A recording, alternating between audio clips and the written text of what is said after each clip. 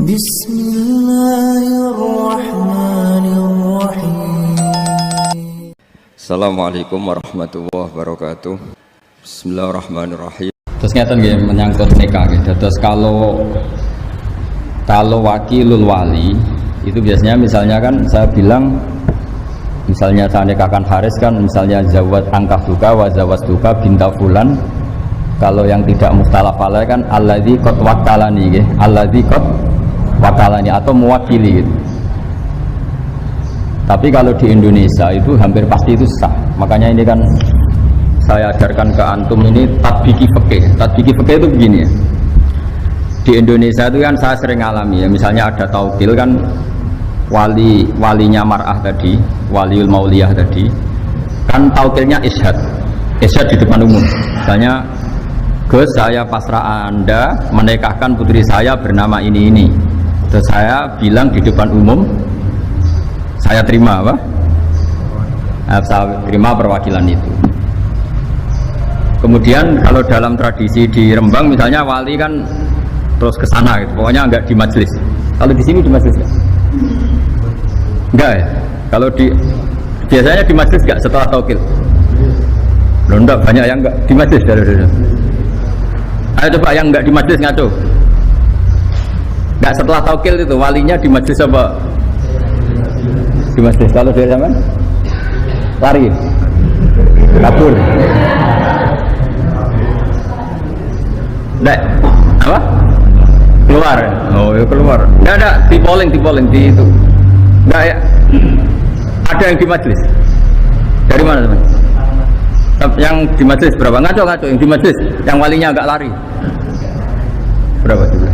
Dua. Nah ini penting ya, karena nanti turunan hukumnya itu begini ya. Maro'ahul muslimuna hasanan bahwa indawohi hasanun. Karena ini sama-sama resiko, ini saya jelasin. Itu kalau di Kifayatul Akhyar itu kan ada satu pertanyaan ya, yang meskipun kitab itu digugat orang banyak. Digugat orang apa? Kan kalau syarat nikah yang pokok kan wali, ya, zaud. Berarti berapa? 2 ya. Terus 2 saksi, 4. Berarti aktornya kan hanya 4. Tapi kitab Kifayatul Akhyar itu menyebut entah karena saking simpelnya, entah karena memang itunya menjadikan orang salah paham. Itu kan begitu. Kalau wali sudah memasrahkan ke seseorang, kemudian wa aqdal wakil, maka tidak sah. Tidak sahnya itu yang di Kifayatul Akhyar maksudnya karena aktornya hanya 4. Sekarang yang wali jadi sahih. Berarti sahihnya kan 1. Itu kan jadi masalah besar. Entah saking ikhtiarnya kiai Jawa entah gimana. Walhasil itu karena takut takbir itu wali itu nggak boleh di majelis karena di situ ada ancaman wahadorol wali wa aqdal wakil. Paham sih kalau maksudnya kan? Padahal suratul masalah itu beda dengan yang kita alami. Karena kita alami itu kan saksi banyak sekali. Paham ya? Wali wis wong ra kanggo, pokoke wis bar nyekseni ya sudah. Sehingga wali ketika tidak mengatakan saya ini mewakili, wali apa wakilul wali tidak mengatakan alladzi qad wakalana itu mewakili, ini kan sudah diisyadkan apa? Itu sah karena suhud atau saksi itu kan tahu semua kalau kita ini hanya menikahkan atas nama apa? Wakil. Tapi kalau kebalikannya, misalnya saya menjadi wakilnya Haris dalam menerima nikah, katanya misalnya angkah duka was begini, terus saya hanya bilang qabil tu nikah wa taswija bil mari mabkur, saya lupa atau sengaja bilang lagu, maka ini untungnya ulama bilang batal. Nggak ada ulama yang mengatakan itu menjadi milik saya. Abara payu rapi Pak Haris kan. Nah,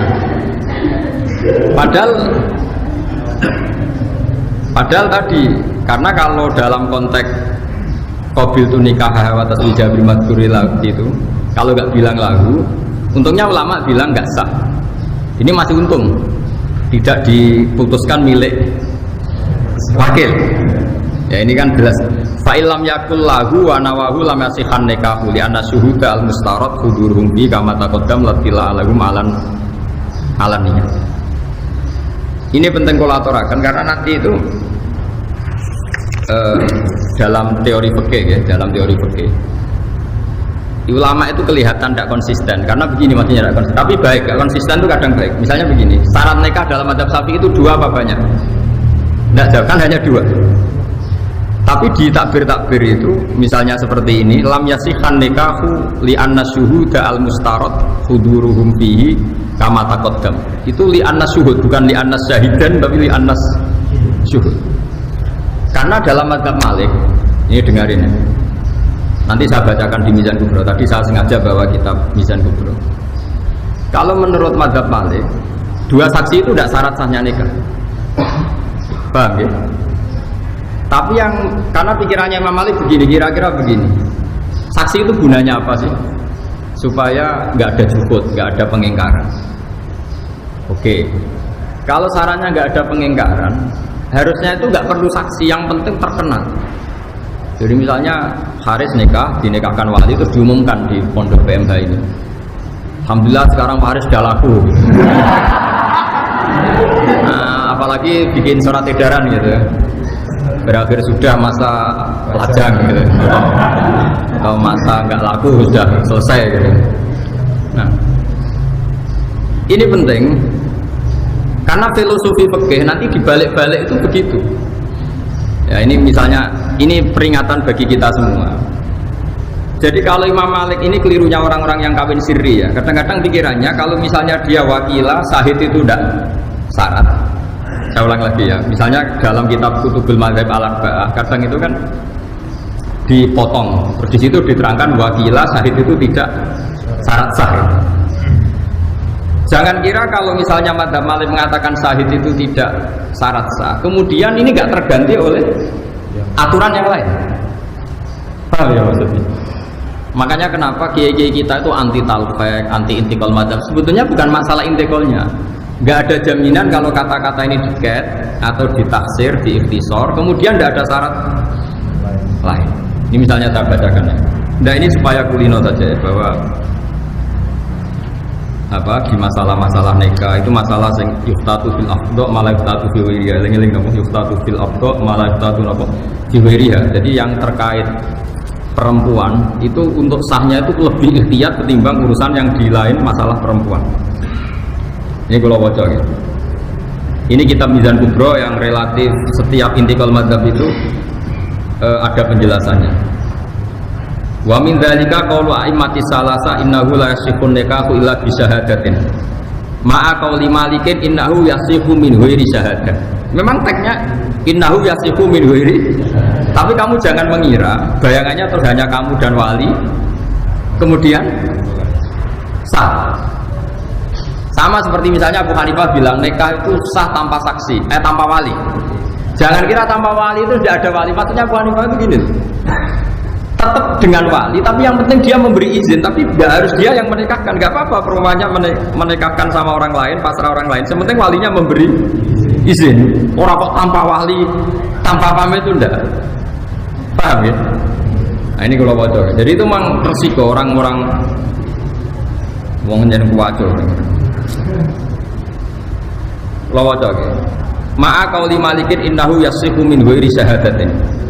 Illa annahu yu'tabaru fihil isya'atu wa tarku taradi bil kitman hatta law aqda fi sirri atau law uqida fi sirri wastarata kitmanan nikahi fusikha indah.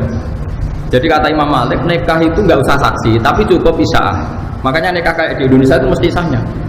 Karena misalnya syaratnya 2 saksi itu adil, misalnya syaratnya 2 saksi itu adil. Ternyata 2 saksi itu tidak adil. Enggak masalah kalau di Indonesia karena kan orang yang menyaksikan kan banyak. Jadi itu isya'ah apa? Apalagi sebelumnya sudah ada undangan nikah macam-macam. Bahwa Pak Haris sudah laku. Seminggu sebelumnya kan tahu semua di WA karena dia kaul ya. Semua orang dikasih tahu kalau sudah laku. Itu nggak harus adil karena kata Imam Malik, kata beliau yu'ta baru fihil isya'ah apa? Isya'ah itu terkenal dari kata sya'ah, apa? Sya'ah itu maknanya apa? terkenal kayak ayat innal ladzina yuhibbuna an tasyi'al fahisha menjadi terkenal juga boleh.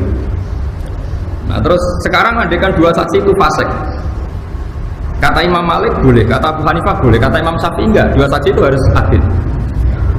Wa amal fasikoni fa innahu yahsulu bima al isaatu bin nikah wa dzalika kafin fil khurus an suratin nikah sifat. Jadi misalnya ada saksi itu fasik, enggak apa-apa, malah fasik itu cangkeman anggar wong diceritani. Ini jadi butuhnya itu kan perempuan ini jelas miliknya ini. Kalau miliknya ini nggak ada saksinya kan, misalnya ada mbak-mbak cantik kan suatu pondok punya harapan semua. Nah itu kalau ada orang nikah secara sirri kan ternyata harus dinikah orang kan kecewa. Nanti kalau ujuk-ujuk hamil juga orang curiga. Tapi kalau isya'ah kawinnya terbuka, sing berharap ya wis putus asa, paham ya? Nanti misalnya hamil ya jelas asal-usulnya karena sudah nikah. Makanya kata Imam Malik saksi loro itu, saksi dua itu filosofinya bukan saksinya, tapi isya'ahnya, no? Paham ya? Paham gitu. Terus ini penting ulatur. Jadi ini filosofi nikah. Ya, filosofi nikah misalnya menyangkut dua saksi macam-macam. Itu kadang dua saksi. Ketika misalnya Anda baca kitab apa Madzhabul Arba'ah, wakila misalnya atau waqala Malik ya suhu nikah bila syahid atau bila syuhud. Ini jangan menjebak Anda lalu Anda berspekulasi nikah tanpa saksi, karena sebenarnya Imam Malik mengatakan tanpa saksi itu ora perlu nunjuk saksi dua terus yang tanda tangan dua seperti dalam tradisi kita, enggak. Maksudnya enggak terus tanpa itu enggak, yang penting isya'ah apa? Tadi misalnya di majlis ini Haris saya nikahkan, enggak apa-apa misalnya enggak ada saksi, ya apa-apa kan mus ini ya saksi gitu. Jadi cara Imam Malik saksi itu bisa diganti apa? Isya'ah. Makanya kenapa kiai-kiai itu mati-matian melarang santri sinau fiqhul madzhabil arba'.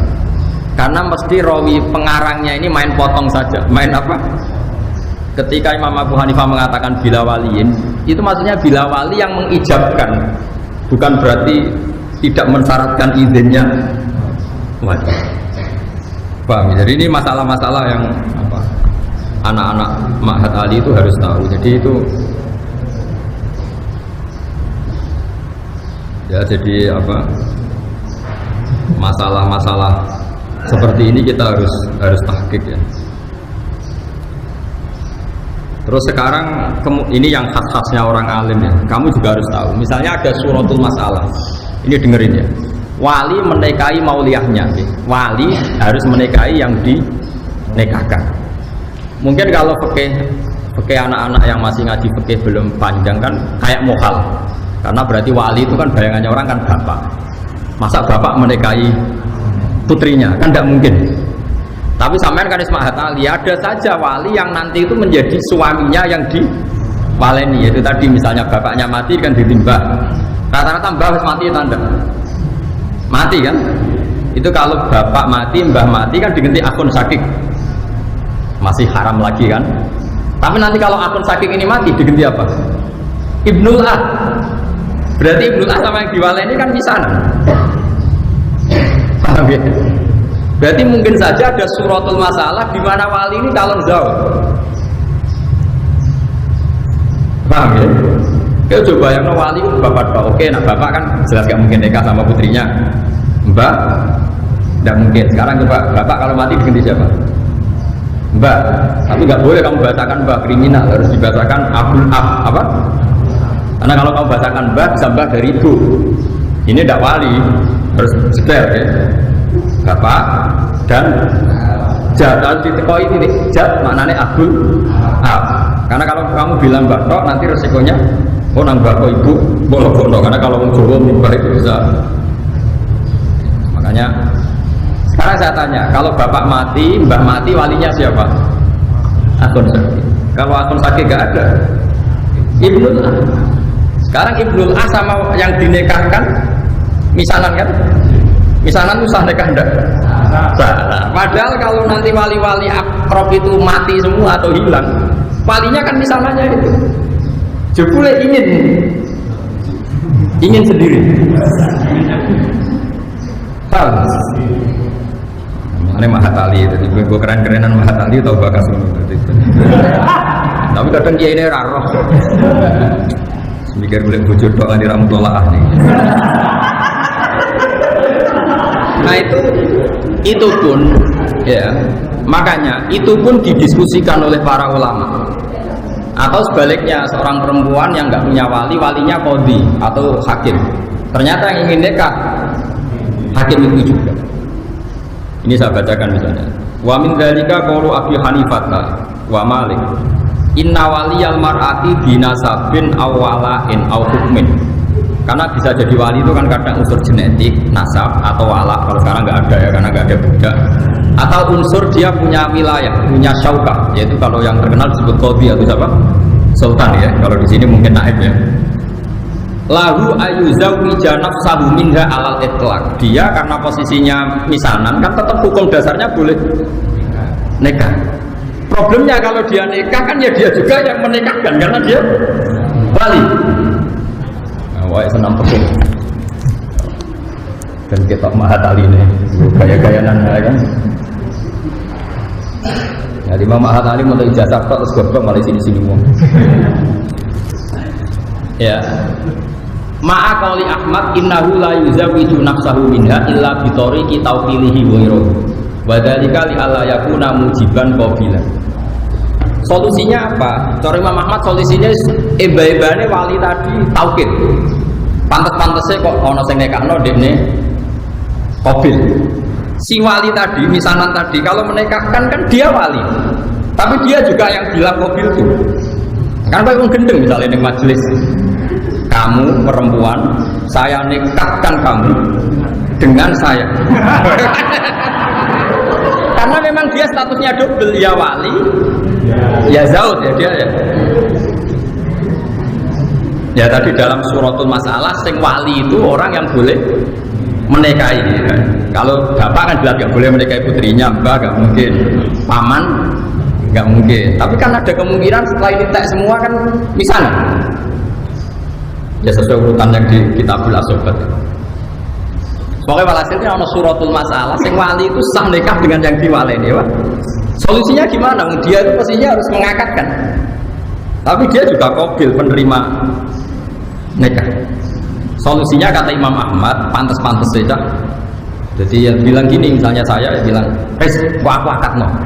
Dan yang punya otoritas tauqil memang saya, karena saya ini wali. Tapi nanti saya calon qabil, calon penerima. Makanya ini solusinya kata Imam Ahmad, innahu la yuzawwiju nafsahu minha illa bi tariqi tawqilihi wa ghairuhu fi dzalik li alla yakuna mujiban qabilan. Tapi kata Imam Syafi'i, wa ma'a qauli Syafi'i innahu la yajuzu lahul qabul bi nafsi wa la yuwakkilu ghairuhu bal yuzawwijul hakim wal khalifata ra'iban. Dari Imam Syafi'i, wis dhekne dadi qabil lah ya lucu, wong wali kok dadi bojo. Pokoke pantes-pantes iku diliakno kabeh. Diliakno kabeh kok dadine wali yo dipasrahno. Engko dekne kabul nikah yo di pasrahno. Dadi ibu penonton terus untuk bojo.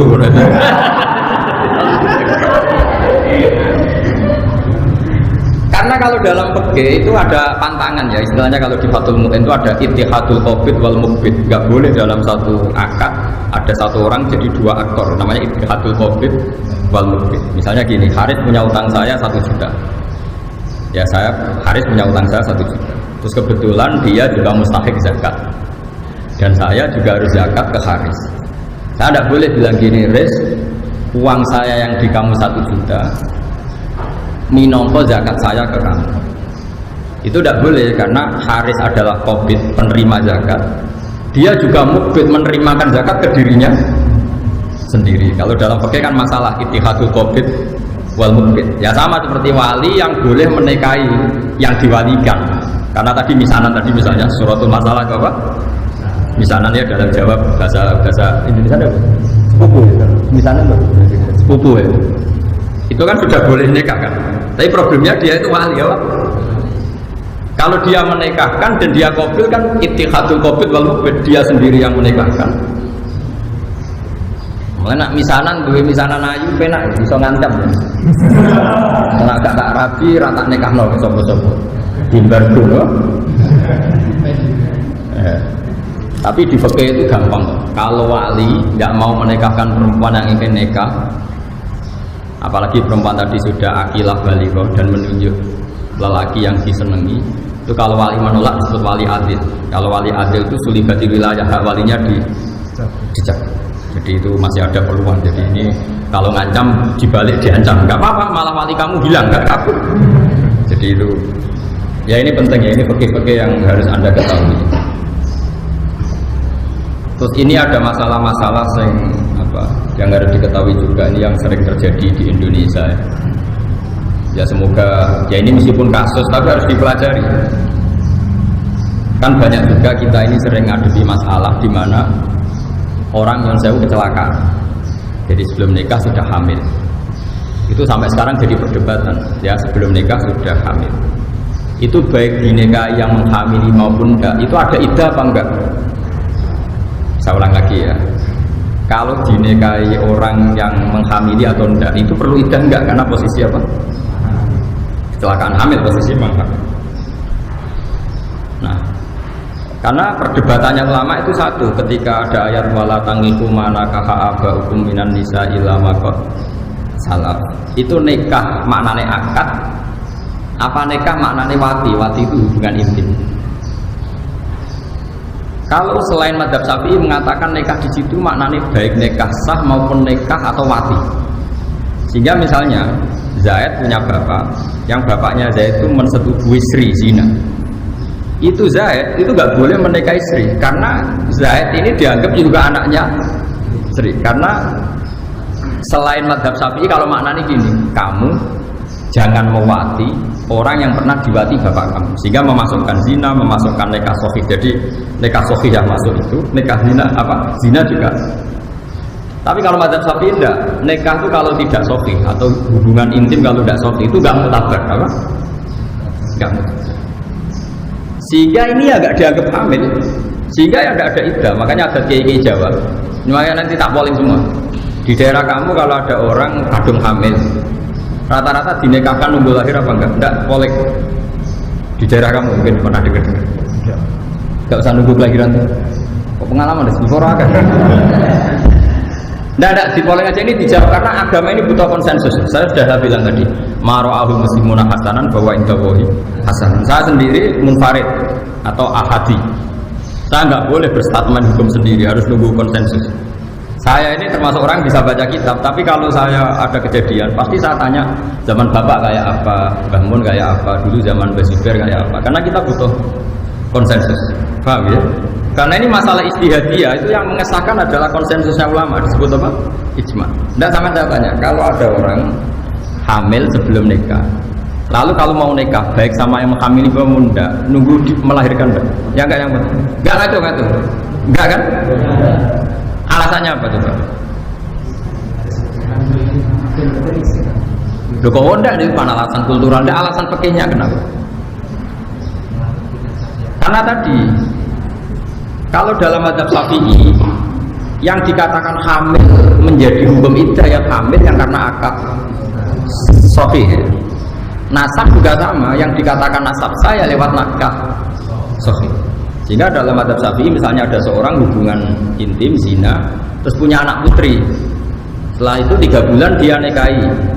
Anaknya nanti bapaknya nggak bisa jadi wali karena anaknya putri tadi tidak bisa intisab ke bapaknya karena produk ilegal. Makanya kita sebagai kiai itu sering bilang gini, misalnya ada orang nyun sewu hamil 3 bulan, terus yang menghamili mau nikah, mau menikahi, oke kita nikahkan tadi, karena takut kalau gak dinikahkan nanti zina lagi macam-macam. Itu pasti kita bilang begini sama bapaknya, nanti kalau anak kamu perempuan kamu udah walinya, karena ini kadung 3 bulan. Ya karuan anak ini tidak faktor produk nikah sahih, sehingga intisamnya anak tadi kalau putri nggak bisa ke bapak. Paham ya? Ini kamu harus ngomong gitu. Ini kulil haqqa walau kana murran, kamu jangan diem. Nanti kalau kamu diem, anaknya nanti dinikahkan bapaknya. Sebenarnya dia bapak betul karena memang mani yang jadi dia anaknya, tapi tidak bapak cara syar'an karena produk dan nikah sahih. Kalau sampai kamu tidak ngomong, kemudian nanti anak tadi besar dinikahkan bapaknya tadi, itu nggak sah karena bapaknya kakeknya tidak walinya, ya tidak wali karena tidak nikah apa.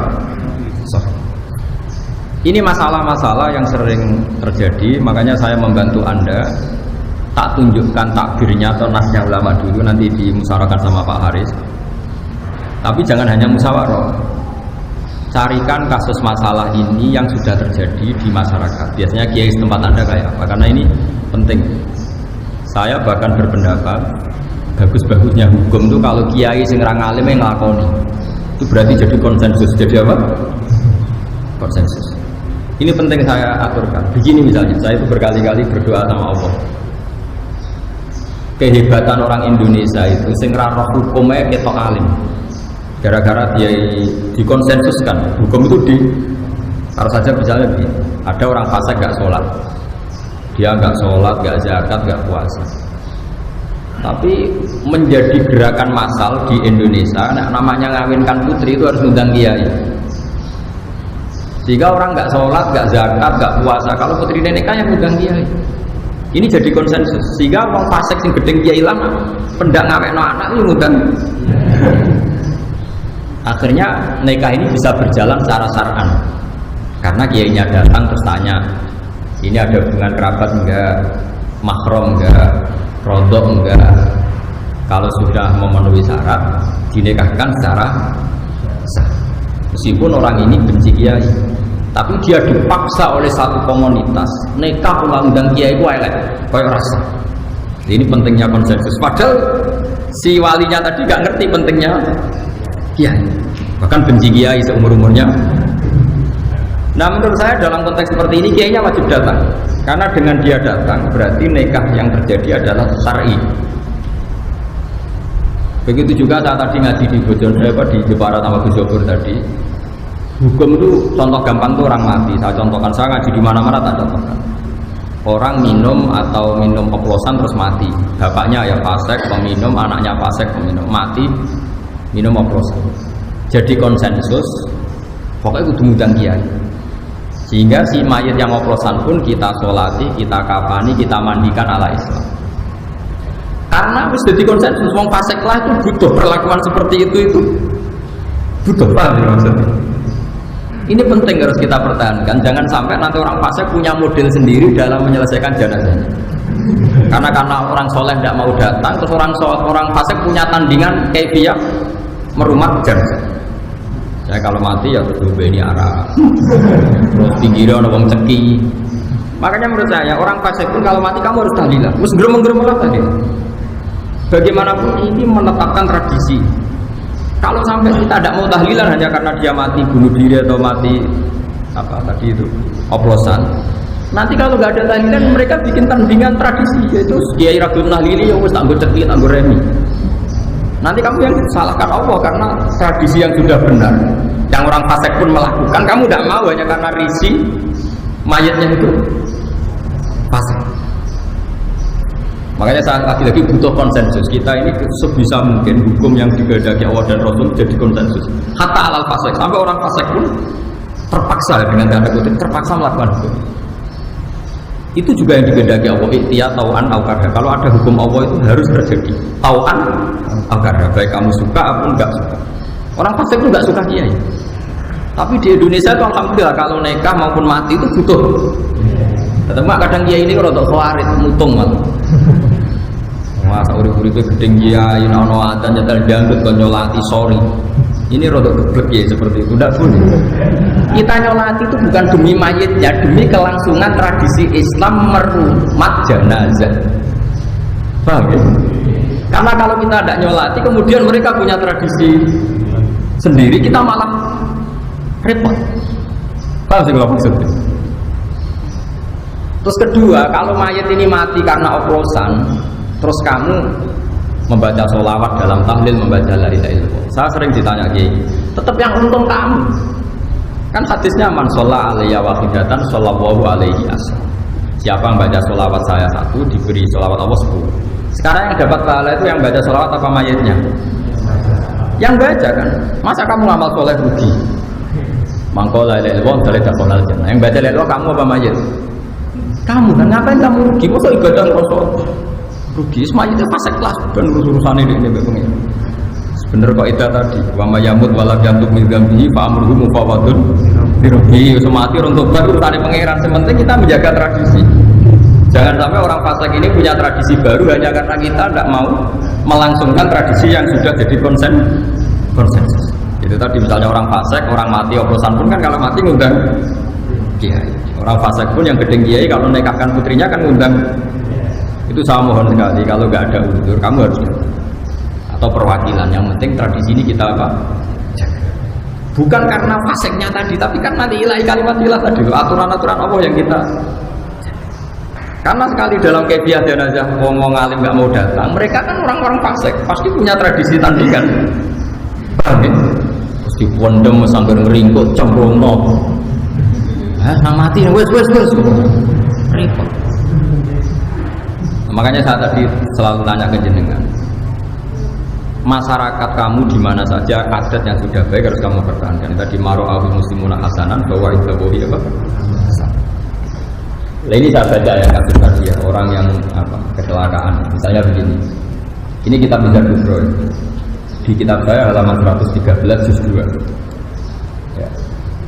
Misalnya begini. Wa amma makhtalafu fi fa min dzalika qala a'immati salasa innahu yajuzu nikahu zaniyah ma qali Ahmad innahu yahkumu nikahu qabla taubat. Misalnya begini. Wa min dzalika qaulu Malikin wa Syafi'i inna man zana bimra'atin lam yahrum alaihi nikahuha wa la nikahu ummiha wa bintiha ma qali Abi Hanifah wa Ahmad yata'allaqu tahrimul musaharati bizina. Jadi itu tadi. Kalau menurut Abu Hanifah zina pun itu menjadi musaharah.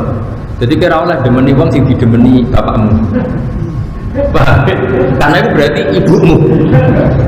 Loh, kandane. Jadi mutahharah itu kata Abu Hanifah itu bisa hasil dengan zina.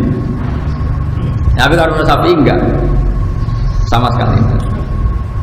Nah, ini penting kalau aturakan karena kita tentu tidak menghendaki itu terjadi. Tapi masalahnya kadung terjadi. Kamu harus punya solusi hukumnya. Karena hukum fikih itu ekstrim.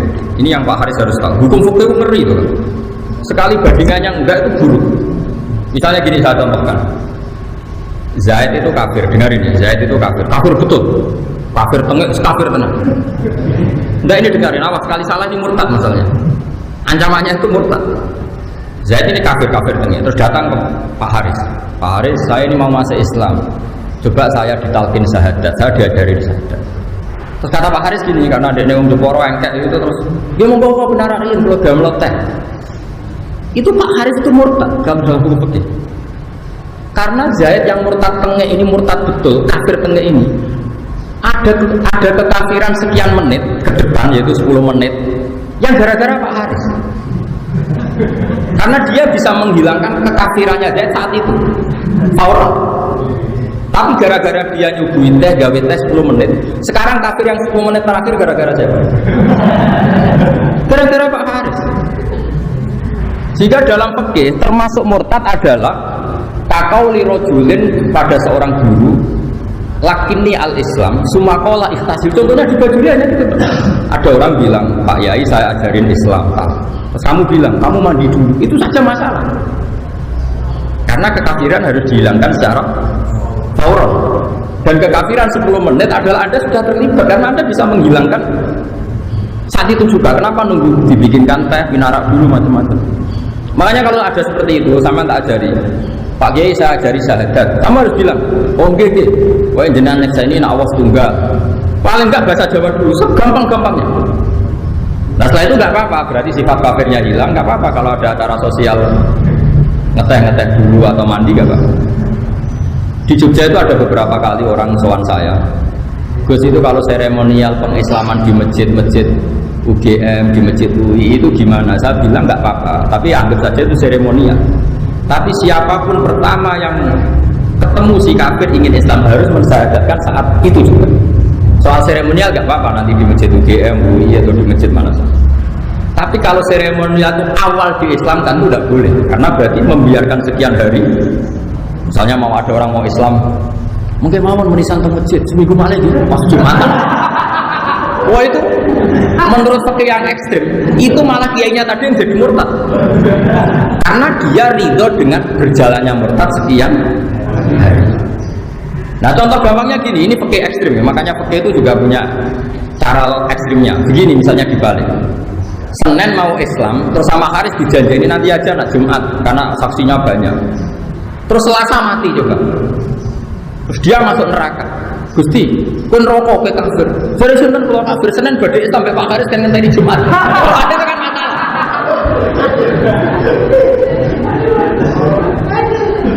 Paham ya? Loh, saya pernah ngalamin tuh. Saya tuh mau jamaah asar. Ini kisah nyata ya. Saya mau jamaah asar. Ada orang soal saya, Gus anak kalau nikahkan karena kerja di Malaysia, saya takut macam-macam. Gus ini mumpung di rumah. Oh okay. Saat ini kalau sholat asar, kalau pas mau komat, ya kalau sholat kan sering banget. Mungkin gak dasar kalau ini. Betul tuh, ya seminggu malah, dereng persiapan macam-macam. Oh betul kurang kalau seminggu malah. Nah saat ini kalau nikah anak betul. Mungkin soal PPN macam-macam, telepon kalau kan, jodoh tuh anak kiai nak omong kan mati, jadi uang ngerti. Jadi kiai nyorok kayak konon harus repot. Karena pikiran saya sederhana. Kalau tidak saya nikahkan saat itu, kemudian nyuwun saya kalau dua sejoli ini punya adat, nyuwun saya misalnya punya adat zina, misalnya, jadi ini bukan nuduh misalnya. Zina yang kemarin-kemarin itu tidak tanggung jawab saya, tapi kalau zina malam nanti, makanya kalau ada kasus seperti itu saya harus melakukan faur. Paham ya? Waktu 10 dari persiapan gampang Pak, penting akad sih, enggak acara seminggu kas kok. Akhirnya dia siap. Siap. Karena tadi logikanya, kecuali orang ini terbukti soleh ya, mau SMS-an toh. Ya kan kejelok raine kan ketoro. Makanya kayak Pak Haris tidak mendesak menikahkan kan nggak mungkin zina. Akhirnya keterusan. Sebetulnya Pak Haris bisa ngancam saya, awas gue agak boleh nikah bahaya loh. Oh itu harus saya akadkan sekarang. Justru karena soleh itu kita nggak usah kesusu. Jadi fikih itu punya logika yang ekstrim. Nah ini yang anak-anak matali harus tahu, paham ya? Oh jangan nuruti hukum kultural. Gak pantas langsung nikah keluarga orang teko. Mosok wong kafir be Islam ra disugoi tes. Tidak bisa seperti itu. Pakai akal. Nak pas Habib Usubita itu wongnya mati. Statusnya mati kafir apa mukmin? Kafir. Itu sebabnya ada mukmin karena siapa? Saya kalau ngaji di Jogja, itu banyak dosen-dosen tertawa-tawa gara-gara tak contohkan gini.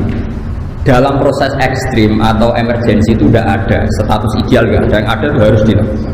Itu ibarat gini ya, saya seorang dosen atau kiai pas katoan cekak, nggak pakai baju. Terus ada orang jatuh di tengah jalan, yang di situ lalu lalang mobil banyak. Kan nggak boleh atas nama emergensi nolong sik kabinan sik mulai. Katoan cekak lah paribasannya harus kamu langsung nolong, karena kalau nggak langsung nolong nanti kalau di lindes mobil salah kamu punya kesempatan nyingkirno, ada kamu nyingkirno. Mau dari harapan saurung rambinan, pemenang status sik berseger. Balik ke penyet kabeh ditindesi mobil. Nah kira-kira analoginya seperti itu. Padahal kafir itu lebih ekstrim ketimbang sekedar nyawa. Sehingga kalau ada orang mau masuk Islam, kamu harus nuruti fauron. Begitu juga nikah, menikahkan orang yang potensi zina atau menurut saya bermasa lalu tidak baik juga harus fauron. Paham ya? Ini hukum. Sama nggak boleh protes pakai rasa. Nanti kalau dibuktikan pengiran repot. Itu tadi ada orang mau masuk Islam Senin, karena umumnya ada seremonial di masjid, kamu dulu hari Jumat, ternyata Selasa mati. Coba dia matinya kafir apa mukmin? Kafir karena belum natoko bisa ada kan? Yang salah siapa? Kiai. Makanya di Bajuri jelas ketika Imam Bajuri mencontohkan termasuk kesunatan adalah mandinya orang kafir ketika masuk Islam. Terus Imam Bajuri itu kelihatan ulama sekali. Itu min masnunatil husli, itu orang kafir masuk Islam kesunatan mandi. Dia itu cerita yang di kitab takrib. Tapi Imam Bajuri gak mau tahu, malah protes dia. Gak penting bapak adus. Terus dia di sarahnya cerita. Nah nganti ono wong ngongkon adus ora langsung nalkin syahadat, itu malah dosa besar. Malah dia mengatakan si orang tadi dihukumi murtad karena membiarkan kekafiran berlangsung. Yang harus dilakukan sekarang gak berubah kasadus, yaitu talqin syahadat. Karena urusan adus, teh, barang nyuguh itu urusan ideal. Itu ibarat ada orang kecelakaan di jalan, yang di situ banyak kendaraan, terus hanya karena kamu nggak pakai baju, terus kamu merasa nggak nyaman, pulang dulu pakai baju. Terus kembali udah kepelindes. Kamu termasuk pembunuh enggak? Termasuk penyebab kematian sama. Mau Islam Senin kamu biarkan nunggu Jumat seremonial, Selasa mati. Kafirnya tanggung jawab siapa? Makanya kenapa saya ngajar fikih di sini? Fikih itu ada beberapa hukum yang ekstrim, dan itu kita harus tahu.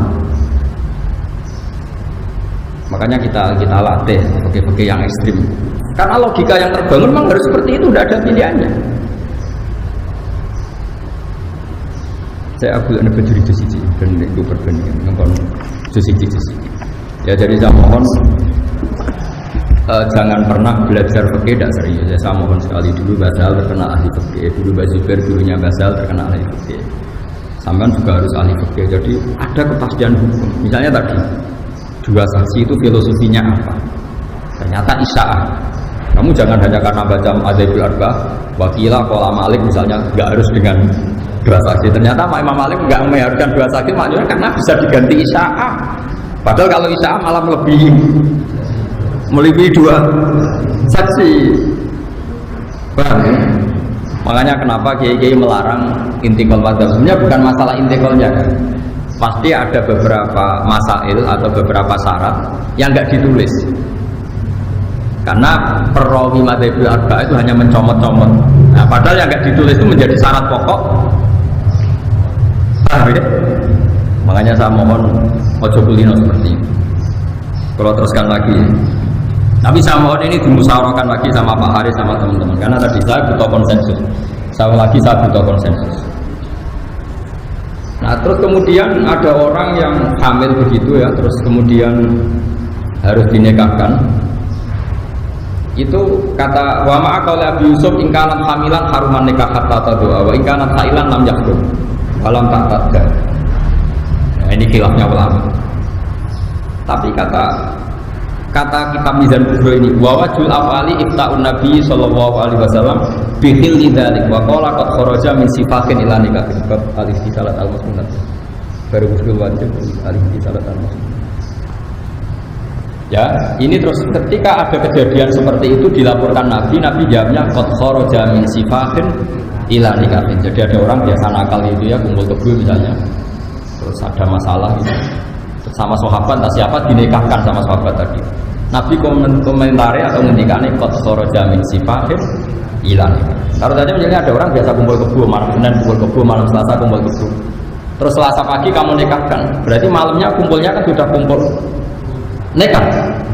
Makanya pernikahan ini atau menikahkan itu adalah berarti qad kharaja min sifatin ila nikah. Berarti dia sudah keluar dari tradisi zina. Sifat itu tradisi apa? Zina ila nikah.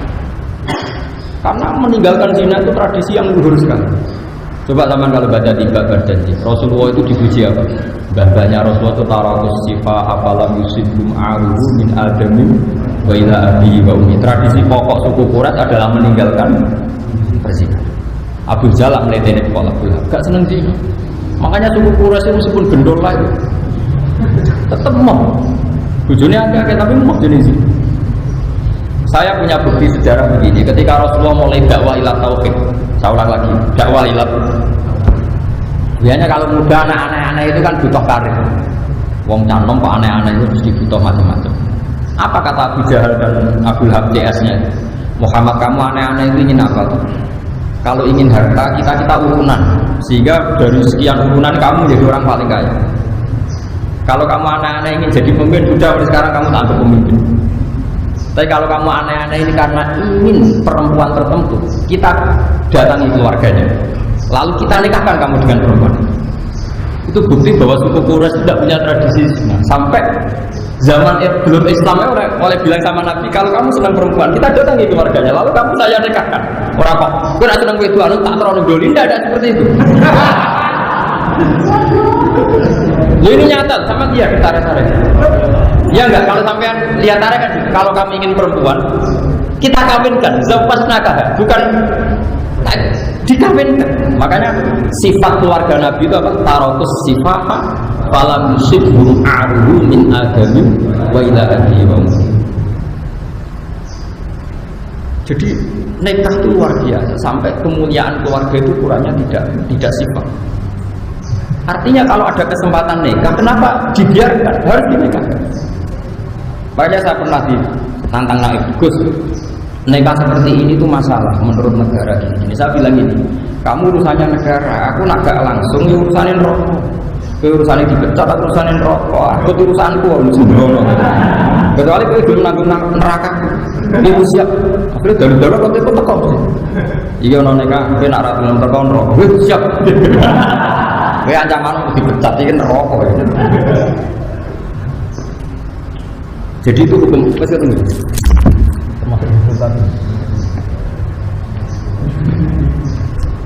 Ini ya, ini di kitab Bajuri, di kitab punya Pak Haris di halaman 154. Juz berapa ini? Juz 1. Ini kata ya, qauluhu wa huzulul kafir idza aslama. Ya, wa huzulul kafir idza aslama. Jadi kalau orang kafir mau Islam sebaiknya memang mandi. Ini masih katanya Fathul Qorib. Kitab Fathul Qorib itu kitab matan, tentu belum detail ya, belum apa? Detail.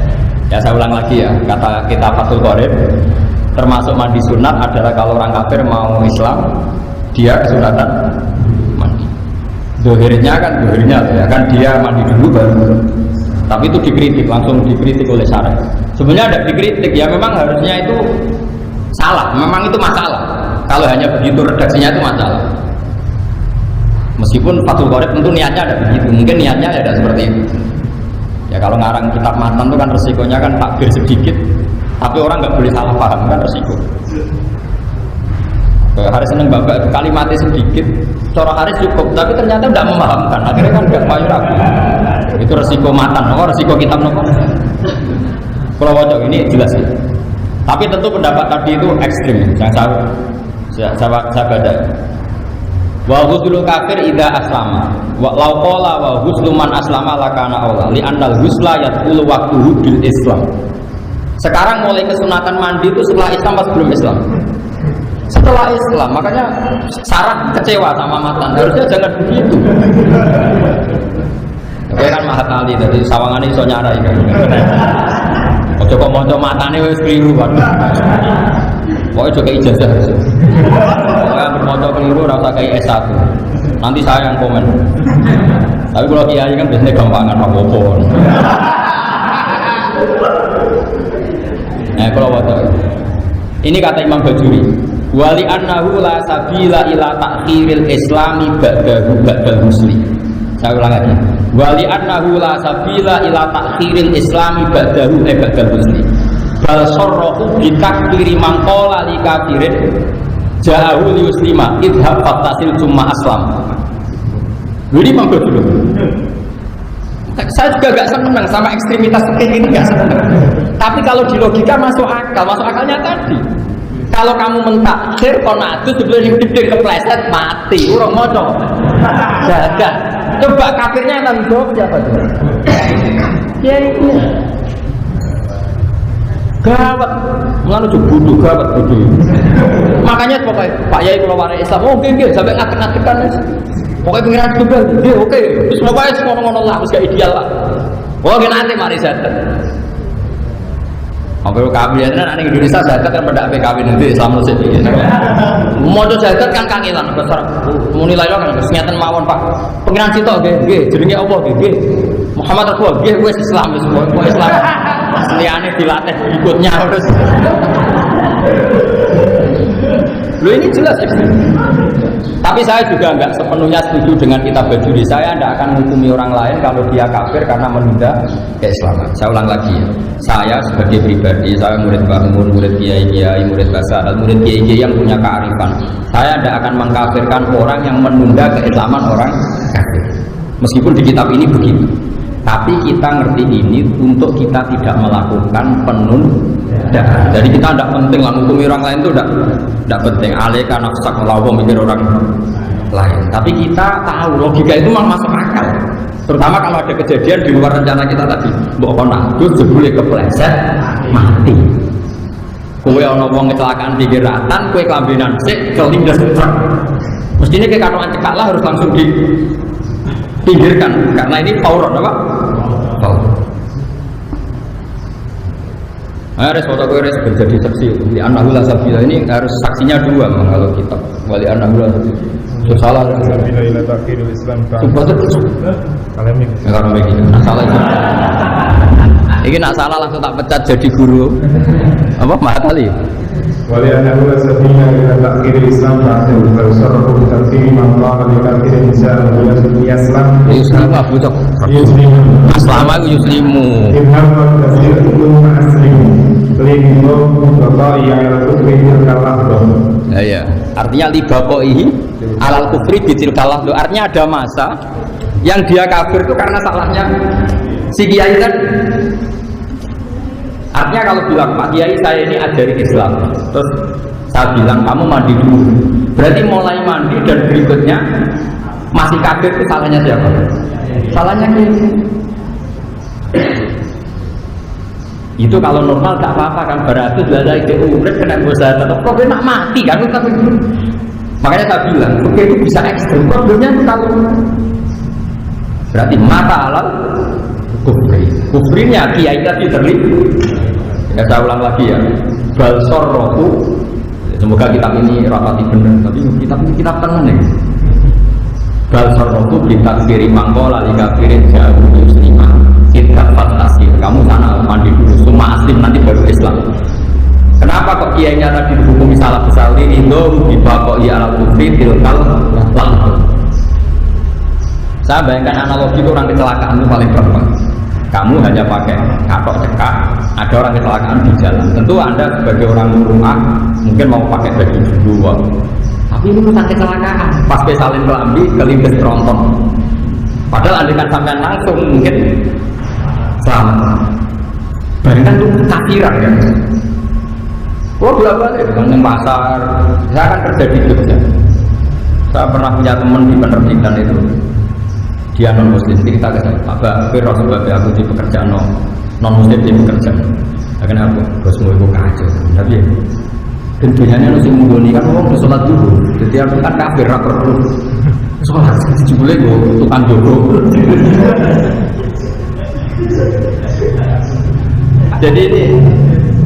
Jadi misalnya kok di percetakan atau di penerbitan lebih jalan orang ketemu akan konsultasi Islam. Pak Kiai saya ingin Islam, kapan ya baiknya? Sama harus melatih satu juga dengan bahasa paling mudah. Karena kan tidak harus bahasa Arab, semuanya dengan bahasa paling mudah. Tidak ikrarkan atau pengiran semoga ya namanya Allah ya Nabi dalam namanya Muhammad ya sudah Muslim. Karena tidak harus bahasa Arab. Lah nanti pas seremonial nggak apa-apa. 2 minggu lagi di masjid disaksikan orang banyak, terus ibu baca Arab macam-macam lah, semua orang masalah. Tapi nanti selesai dulu kan? Ya sama lah seperti kita nyingkirkan orang kecelakaan di jalan, orang itu langsung yang kasur kan, terus yang selokan lah, penting orang yang ratan itu. Lah iya kan taruhannya kan orang kok kepengen ideal, sih boleh nomor ranjam sih, orang yang RSI sih boleh ranjam sih. Malah keperintis. Dalam kondisi emergensi itu tidak ada kata ideal, adanya pokoknya selesai. Nah ini khawatir saya anak-anak matali itu nggak terbiasa dengan hukum-hukum yang ekstrim. Makanya bohong kalau ada orang bilang fikih itu hukum furu'iyah, nggak mendesak baik. Dalam hukum-hukum seperti ini itu serius ngawur. Lu ngomong ngono ora iso fikih kan, padahal ora iso fikih terus ngomong begini sembrono. Pepe fikih darani furu'iyah, nak akidah disebut usuliyah. Furu'iyah itu kan nak contohnya wong di masjid kesunatan yang nggo wangi adus, ini masalah Islam. Makanya Imam Bajuri mengkritik kenapa sih kitab Fathul Qorib mengatakan kesunatan mandi bagi orang kafir yang mau Islam. Dari Imam Bajuri orang tambah kasar adus. Orang tambah kasar adus penting apa? Adus barang dibakar. Ini kearifan ya, makanya saya mohon ya, jadi dalam beberapa masalah yang harus diselesaikan sekarang harus sekarang. Makanya kalau saya ditanya sekarang, Gus saya ini punya uang 50 juta, saya punya istri mau haji, saya jawab haji sekarang itu fauron. Dulu di kitab-kitab fikih haji itu alat tarofi, tidak harus sekarang. Tapi sekarang itu kan kebalikan, harus bayar fauronnya kajinya jadi 17 tahun. Lah anak saya itu umurnya wis widak, gua arani haji rakyat kesusuhan bukan mati ya yakin. Oh, dibayar saya ini ngenteni pitulah. Jadi menurut saya teori alat taruh itu dulu, kalau sekarang ya harus power. Sekarang di Pati berapa tahun? Sudah 17, paling sudah 17, pokoknya di atas 15 semua. Berapa bulan itu kan? Sebulan bukan. Itu di Jakarta itu ada yang sekarang kalau tidak haji itu dapatnya tahun 59. Saking banyak. Begitu kalau umur 40 aja habis ini. Kalau umur 40 tahun lagi kan benar. Nah seperti ini, dalam konteks seperti ini kamu harus istihad gimana hukumnya daftar haji di zaman akhir. Menurut saya ya harus fauron, karena daftar fauron saja dapatnya tarofi, apalagi daftarnya tarofi kan itu logika. Meskipun itu tentu tidak fatwa resmi ya, karena fatwa resmi tetap haji itu wajibnya alat tarofi, tapi kita akan punya akal. Ya adinu aklon waladina iman lah. Makanya ini saya mohon sekali ya, harus ini yang dibajuri di halaman 154 juz 1 ya, di kitab ini di bab pokoknya bahwa wujudul kafir tidak aslam. Tapi Imam Bajuri terus kecewa bahkan satu barang penting, yang penting di Islam makanya sebenarnya kayak Pak Haris itu dosa besar kok bakal sayu nasab. Namun kenapa rapi penting wedok sih? Ayu nasab repot gitu, repot. Urutannya wedok sih syukur.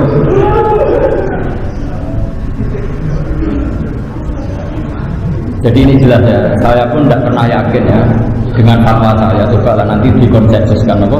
Dikonsensuskan. Jadi gue kalau di Mizan Kubro itu milik saya halaman 113 juz 2. Jadi jelas ya, ketika ada orang yang biasa nakal nikah, ternyata Nabi itu ikut senang. Beliau ngendikan qad kharaja min sifahin ila nikahin. Jadi misalnya nyuruh saya ada pasangan kumpul kebo, malam Senin masih kumpul kebo, malam Selasa kumpul kebo, terus Selasa pagi minta Anda nikahkan, kamu harus mau. Dengan demikian malamnya dia berstatus nikah. Paham? Lalu soal prosedur negara-negara itu diurusin negara nggak apa-apa, kapan-kapan kita daftarkan. Tapi kalau kiai-kiai itu dulu kan koroja mensifakin. Tapi saya kalau di daerah saya biasanya ya PPN harus dipanggil. Panggil BPN nanti didaftar. Ini penting saya aturkan ya. Jadi sampai bayangkan fikih itu fisyah. Fisyah itu bisa dilihat dengan mata. Caranya tadi analogikan dengan tadi yang saya contohkan kecelakaan tadi. Kalau kita menolong orang kecelakaan di tengah jalan, buat kita sedang pakai celana pendek pun langsung kita tolong. Buat kita tidak pakai baju pun langsung kita. Meskipun kita lempar ke selokan, yang penting nggak di jalan raya. Semuanya nggak harus ideal. Oh coba pakai ideal, sih tak boleh kursi, tak boleh kursi sing api. Nata ideal ke pas selokan. Ya ada selokan timbang dilides. Ini penting peraturan.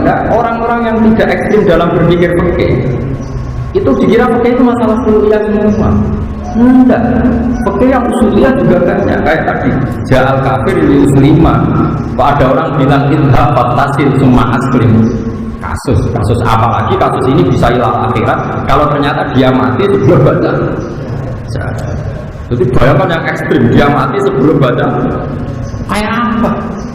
Salah sisi gara-gara nyoba ikan. Nah caranya sampai kali ini jadi alim gitu. Bayangkan hukum ekstrim. Memang gitu latihannya memang seperti itu. Latihan begitu memang melatih itu dengan hukum ekstrim. Makanya kalau di mukadimah kitab-kitab belajar ilmu ini di salamatil abad untuk cari keselamatan abadal abad, yaitu dunia apa? Akhirat. Kamu harus lurus dalam menjalankan itu. Tapi sekarang itu orang berkriminal. Tauhid darah usul, fikih darah usul. Orang usul orang apa bang, orang usul. Orang apa baik berkasus. Enggak boleh kamu berikutan ngomong gitu. Kalau sudah pernah ngomong harus tobat. Kalau enggak kasus. Terus saya teruskan lagi ini masalah yang khilaf-khilaf yang lain. Ini yang terakhir sebelum saya menutup untuk perjumpaan ini, menyangkut mahram. Kalau kamu mahram dengan mertua itu bimujarodil akdi li bintiha. Jadi misalnya umuka atau umul musoharo. Jadi misalnya saya dengan mertua putri saya, kalau mertua lanang kan nggak perlu ada mahram karena sudah lanang. Kan mahram itu sebabnya 3 kan? 1 nasab, 2 rodo, 3 musoharo. Yang ada nasab itu sebabnya berapa? 3, 1 nasab, rodo, terus yang karena nasab itu 7. Paham ya? 7 diringkas Ki Jawa 5. Makanya Ki Jawa itu pinter. Karena Ki Jawa menghitung ibu, putri, bule, ponaan, ya, ibu, putri, bule, dulur, ponaan. Berarti 5. Jadi kalau dalam Quran itu 7. Karena bahasa Jawa itu kan dulure bapak ya bule, dulure ibu bule. Kalau bahasa Arab kan jadi 2, dulure bapak amak, dulure ibu kholah. Terus kemudian ponaan, cara Jawa ya 1, ponaan itu dulur lanang ya ponaan itu dulur wedok. Makanya jadi 5, tapi di Arab 7. Ya itu ya, Hurrimat alaikum ummahatukum 1, wa banatukum 2, wa akhwatukum 3, terus wa ammatukum berarti bule dari bapak, wa kholatukum bule dari ibu, wa banatul akhi ponaan pada dulur lanang, wa banatul ukhti ponaan pada dulur wedok. Kan 7. Kalau bahasa Jawa kan seperti ini hilang kan, ponaan itu kan bule ya bule, paham ya? Makanya Ki Jawa itu kadang lebih simpel menghitungnya 5. Terus ada nasab yang karena musoharo, karena rotukum. Wa ummahatukum allati arda'anakum wa akhwatukum bainar rotu'ah. Terus ada ketika nasab karena musoharo, baik musoharo ke atas maupun musoharo ke bawah. Ke atas mertua kamu, ke bawah kamu tidak boleh nikahi mantan mantu kamu. Nah ya kan berarti ke bawah. Nah, ya? Bojone anak berarti kan ke bawah, paham ya? Bojone mertuamu ke atas. Terus yang santri-santri Jawa itu janggal karena kesuwen orang wayo. Itu biasanya dipekir-pekir kan gini, kamu nggak boleh menikahi bojone bapak. Kalau ya ono kadang santri baru tak kok, ya ora ngarane bojoku ora ibu gue bareng. Maka pikiran ini santri Jawa, bojone bapak itu mbokmu. Nah wong wayo kan ora mesti. Bapak bojone papa. Bojone bapak ora mesti pas ibumu, paham gitu. Paham ya? Nanti kena orang wayo kesuwen yo kanto hukum perkara ini. Saya kira salah yo belum rapi. Paham ya? Jadi haramnya ibu kamu itu haram hurrimat alaikum ummahatukum. Tapi nanti dipakai ditambahi wa zaujatul dan istrinya bapak. Kadang santri Jawa pikirannya, bagus istrinya bapak ini ora ibu. Ora blok-blok ibu. Ibu lewat ibu, paham ya? Jadi kalau bapak kamu punya istri 4, yang haram karena zaujatul itu 3. Ini atas nama zaujatul. Yang ibu kamu haram karena ummuka, paham? Jadi tidak iso sing ibumu mbok aran ibu zaujatul aku kriminal kok. Paham ya? Tapi berhubung ning Jawa kan kesuwen wong bojone mung sitok no. Akhirnya bareng haram rabi bojone bapak. Ya karuan wong pancen ibuku ya ora. Dan kita sing ibumu disebut ummuka. Lah wayane bapakmu disebut zaujatul ab. Dulu nore jawab mau nak lagi ini di rumah iso ya repot. Nah itu aturannya gini dalam ilmu nasab. Kalau mertua ini menjadi mahram di mujarradil akdi. Jadi misalnya Haris nikah sekarang, menikah itu nikah atas hijab saat itu juga mertuanya jadi mahram di mujarradil akdi. Tapi kalau kebalikannya Haris nikahi rondo, kalau kesuwen Joko tua kadang nggak begini rondo.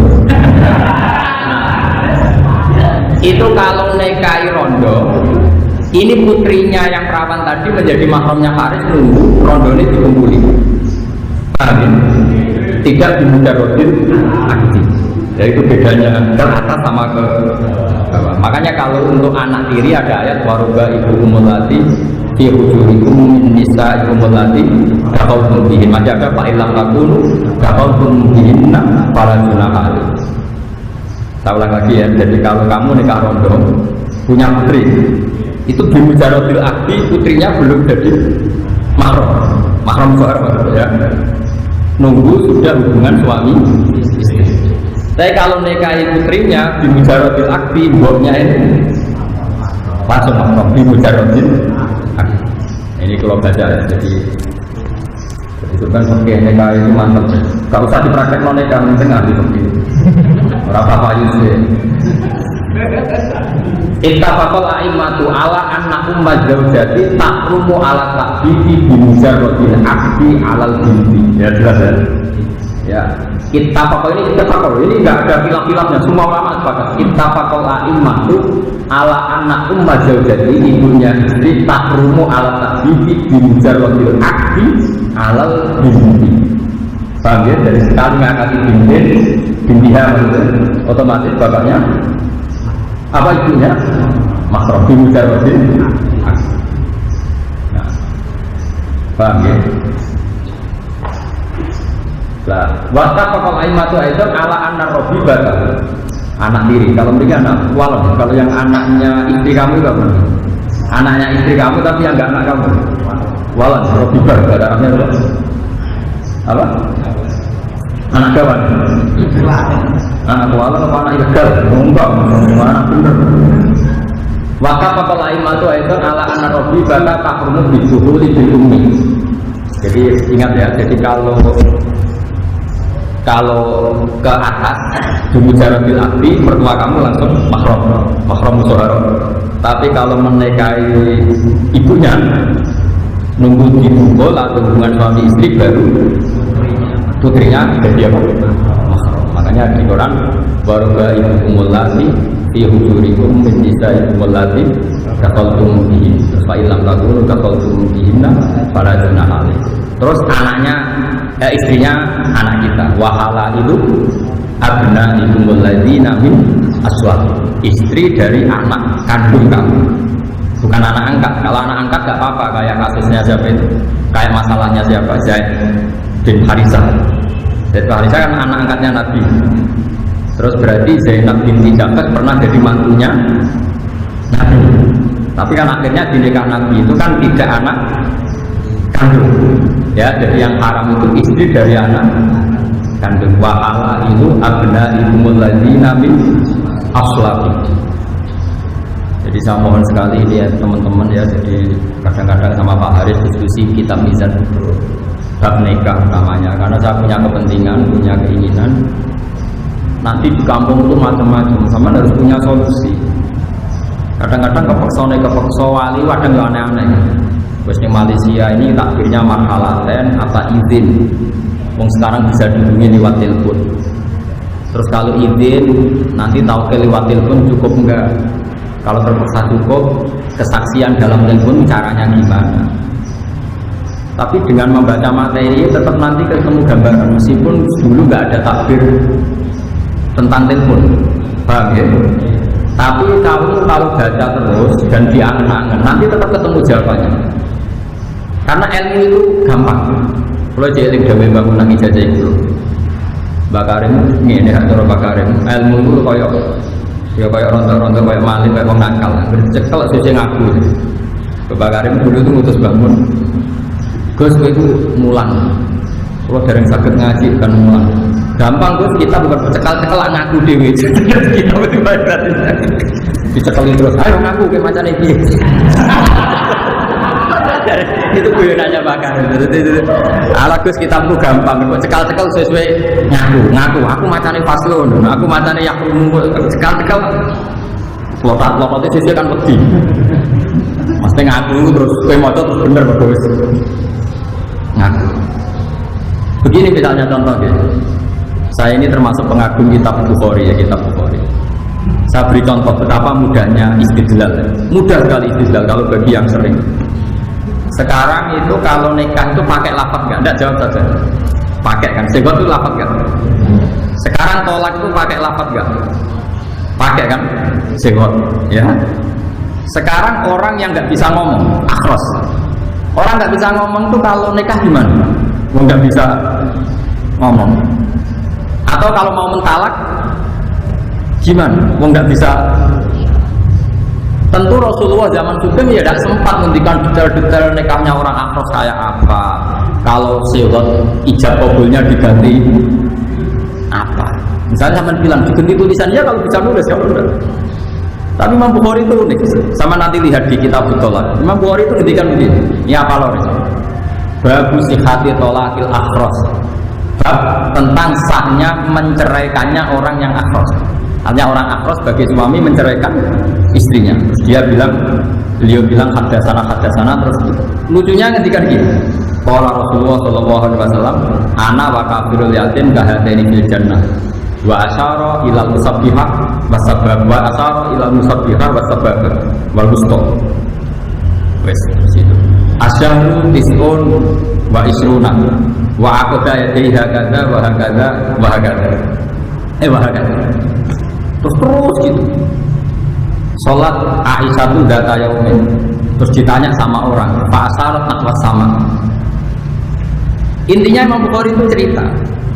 Dulu Rasulullah ketika memberi penjelasan ana wa kafirul yatim kahada ini bejana saya dan para penanggul orang yatim seperti ini nanti di surga. Berarti saking apa? Cedaknya. Paham ya? Terus Nabi pernah ngendikan kemungkinan bulan Komariah itu hakada wa hakada wa hakada. Berarti ada kemungkinan berapa? 29 hari. Intinya begini. Wong Nabi yang bisa ngendikan saja kadang berganti pakai isyarat. Karena isyarat juga mufhimah, juga memberi paham. Berarti kalau isyaratul akhras memberi paham, maka isyarat itu sah untuk tolak maupun untuk nikah. Imam Bukhari oleh itu paham ya? Nah ya itu kan kawangannya kan tidak ada kaitannya dengan tolakul akhras itu. Ya sama ngendikan hada wa hakadha wa hakadha kan tidak ada kaitannya dengan angka 29. Tapi toh orang menjadi Pak. Taruh saja misalnya Pak Haris di sini, Pak Haris tahun baru di Wangsul. Pak Haris nggak mungkin bilang tidak, tapi mencurang. Wong mesti sepakat mana itu jangan kan? Berarti isyarat cukup apa enggak? Cukup. Pak Haris Bapak pamit bilang gini, cukup kan? Bapak itu menolak. Kalau sekarang orang tidak bisa ngomong, yang mengganti kalimat adalah isyarat. Paham gitu maksudnya? Artinya Anda jangan berharap semua masail fikih itu ada takbir yang sorry, yang eksplisit. Bila yang mungkin akan disini orang telepon, orang WA-an. Ya tentu takbir WA nggak ada. Tapi kalau nanti Anda menguasai materinya, pasti nanti kamu bisa. Asal menguasai betul. Kayak tadi Imam Bukhari mengatakan babu sihati tolakil akhras. Terus yang diceritakan anak wa kafirul yatim kahadaini bijak. Terus asyhadu hakada wa hakada wa hakada. Wa aqda napa tis'an wa isrin. Artinya Imam Bukhari ingin bilang, wong Nabi sing iso ngendikan saja kadang iktifak ngalap cukup dengan isyarah yang dengan isyarat yang memang. Nah sekarang akhras apalagi tidak bisa ngomong, penggantinya sifat adalah isyarat. Kemudian sekali lagi. Demikianlah sahabat kajian Kusba yang dapat kami sampaikan. Semoga dapat bermanfaat untuk kita semua. Wallahu a'lam bishawab. Wassalamualaikum warahmatullahi wabarakatuh.